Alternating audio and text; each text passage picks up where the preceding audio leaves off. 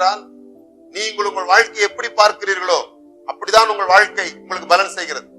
இந்த உலகம் ரொம்ப மோசமானதுங்க அப்படி பேசுறவங்களுக்கு பாருங்க, இந்த உலகம் ரொம்ப மோசமானதா இருக்கும், அவங்களுக்கு நடக்கிறதெல்லாம் மோசமானதா இருக்கும்.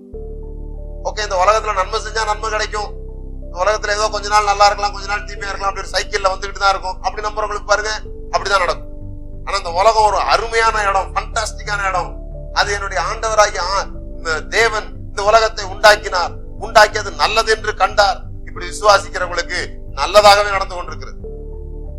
எனக்கு அப்படிதான் நல்லதா நடக்குது. ஏன்னா நான் விசுவாசிக்கிறேன் இந்த உலகம் தீமையான ஒரு இடம் இல்ல. இந்த உலகம் தேவனால் உண்டாக்கப்பட்டது. இந்த உலகத்தை உண்டாக்கிட்டு அவர் நல்லது என்று கண்டார். நல்ல மனுஷங்க நிறைய பேர் இருக்கிறாங்க, நல்ல காரியங்கள் நிறைய நடக்குது. ஆனா நம்ம என்ன பார்க்க விரும்புறோமோ அதை தான் பார்ப்போம். ஒருவர் இப்படி சொன்னார், சிவப்பு காரெல்லாம் ஒன்னாதான் போகும், மொத்தமா தான் போகும் அப்படின்னு சொன்னார்.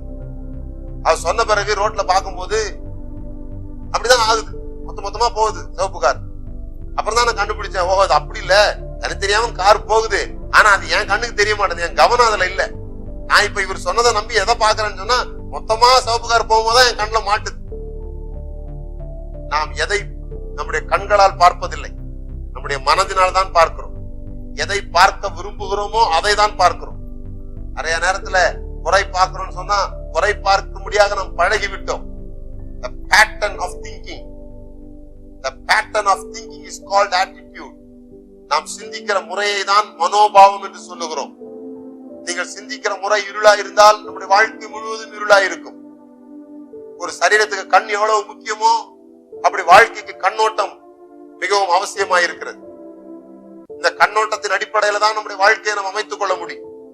அதனால்தான் பவுல் சொல்லுகிறார், உங்கள் மனதை புதிதாக்குறதுனாலே மறுரூபமாகுங்கள், உங்கள் சிந்தையை சரி செய்யுங்கள் என்று வேதம் சொல்லுகிறது. எபேசியர் 4:23 இப்படி சொல்லுகிறது, உங்கள் உள்ளத்தில் புதிதான ஆவி உள்ளவர்களாகி உங்க உள்ளத்தை புதுசாக்குங்க. ஆங்கில வேதம் இப்படி சொல்லுது, renew your attitudes and thoughts. உங்களுடைய மனப்பான்மைகளையும் உங்கள் சிந்திக்கிற முறைகளையும் புதிதாக்குங்கள் என்று வேதம் சொல்லுகிறது. நம்முடைய மனப்பான்மைகளை நாம் மாற்ற வேண்டும் என்று வேதம் சொல்லுகிறதை நாம் தொடர்ந்து வாசிக்கிறோம். நீங்க பார்க்கலாம், கானானுக்குள்ள போக முடியாம போனதுக்கு காரணமே அவருடைய மனப்பான்மை தான். 12 பேர் ஒரே காரியத்தை தான் பார்த்தாங்க, ஒரே ஊருக்கு தான் போனாங்க. ஆனா 10 பேர் கொண்டு வந்த ரிப்போர்ட் வேற, 2 பேர் அதை பார்த்த விதம் வேற. நீங்கள் உங்கள் வாழ்க்கையை பார்க்கும் விதம் தான் உங்கள் வாழ்க்கையை பாதிக்கிறது. முதலாவது நீங்கள் மாற்ற வேண்டியது உங்களுடைய சிந்தனை முறைகளை. எதிலையும் நன்மையை பார்க்க கற்றுக்கொள்ளுங்க. சின்ன சின்ன கடுகு மாதிரி பிரச்சனையெல்லாம் மலை மாதிரி ஆக்காதீங்க. தமிழ்ல சொல்லுவாங்க, மடுவை மலையாக்கிட்டானுவான், ஆக்காதீங்க. சின்ன பிரச்சனையா பாருங்க, பெரிய பிரச்சனையை சின்ன பிரச்சனையா பாருங்க. பெரிய பிரச்சனைகளை கூட, பெரிய கோலியாத்துகளை கூட இவன் எம்மாத்திரம் அப்படி சொல்லலாம். தாவீது அப்படிதான் சொன்னான், இவன் எம்மாத்திரம் அப்படின்னா.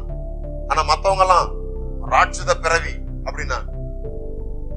2 பேரும் ஒரே ஆளதான் பார்த்தாங்க, ஆனா அவருடைய பார்க்கும் விதம் வேறு மாதிரியாக இருந்தது.